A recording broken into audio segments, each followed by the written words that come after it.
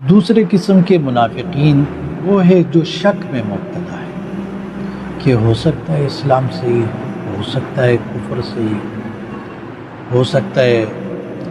فلاں مذہب فلاں دین صحیح ہو. تو جو اعتقاد جو بالکل نہیں مانتے اور جو شک کرتے دونوں برابر ہے کفر، کیونکہ ایمان میں شک کی گنجائش نہیں. اور ایک قسم کا منافق ہے جس کو عملی منافق کہا جاتا ہے، یعنی وہ تو ہے مسلمان لیکن اس کے اندر منافقوں والے اعمال ہیں، منافقوں والے کام ہیں جو وہ کرتا ہے، تو وہ بڑا گنہگار ہے، کیونکہ جو عام گناہ ہیں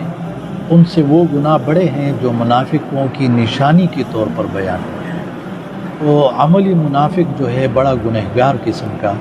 بندہ ہوتا ہے اور اس کے بھی معاشرے میں بھی بڑے نقصانات وہ دیتا ہے، اس لیے اس کے گناہ جو ہے وہ زیادہ ہے.